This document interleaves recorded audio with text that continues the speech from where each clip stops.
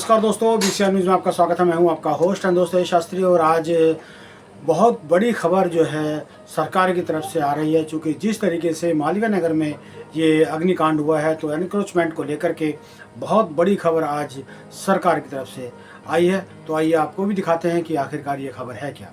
दिल्ली में अवैध निर्माण और बिल्डिंग नियमों के उल्लंघन के खिलाफ अब तक की सबसे बड़ी कार्रवाइयों में से एक कार्रवाई देखने को मिली है। मुख्यमंत्री रेखा गुप्ता के निर्देशों के बाद दिल्ली सरकार, एमसीडी और अन्य एजेंसियों ने राजधानी में बड़े पैमाने पर अभियान चलाते हुए सिर्फ कुछ ही दिनों के अंदर 94 अवैध निर्माणों को ध्वस्त कर दिया और 114 संपत्तियों को सील कर दिया।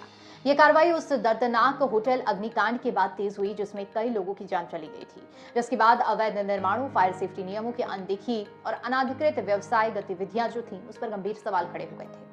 सरकार का कहना है कि राजधानी में ऐसी किसी भी इमारत, गेस्ट हाउस या फिर कमर्शियल यूनिट का निर्माण जिसे बख्शा नहीं जाएगा जो लोगों की सुरक्षा के लिए खतरा बन रहा हो। आपको बता दें कि 1 जून से इस विशेष अभियान की शुरुआत की गई। इस दौरान एमसीडी ने दिल्ली के अलग अलग इलाकों में लगातार कार्रवाइयां की हैं। कई स्थानों पर अवैध निर्माणों को बुलडोजर से गिराया गया, जबकि बड़ी संख्या में संपत्तियों को सील कर दिया गया। इसके अलावा अभी भी 84 से ज्यादा कारण बताओ नोटिस जारी किए गए हैं और 33 अवैध निर्माणों को गिराने के आदेश भी दे दिए गए हैं। अगर साउथ दिल्ली की बात करें तो साउथ दिल्ली के ऐसे कई इलाके हैं जहां पर ऐसे गेस्ट हाउस और व्यावसायिक प्रतिष्ठान भी चिन्हित किए गए हैं जो बिल्डिंग बायलॉज और सुरक्षा मानकों का पालन नहीं कर रहे हैं। प्रशासन का कहना है कि ये सिर्फ शुरुआत है और आने वाले दिनों में ये अभियान और भी ज्यादा तेज हो सकता है। दिल्ली सरकार का दावा है कि वे जीरो टॉलरेंस की पॉलिसी के तहत काम कर रही है और अवैध निर्माण, अतिक्रमण, फायर सेफ्टी नियमों के उल्लंघन और जनता की सुरक्षा को खतरे में डालने वाली गतिविधियों के खिलाफ सख्त कार्रवाई और कदम उठाए जाएंगे। इस अभियान के तहत देखिए राजस्व विभाग ने भी 124 से ज्यादा संपत्तियों का निरीक्षण किया और जहां भी नियमों का उल्लंघन पाया गया वहां कार्रवाई शुरू कर दी गई है।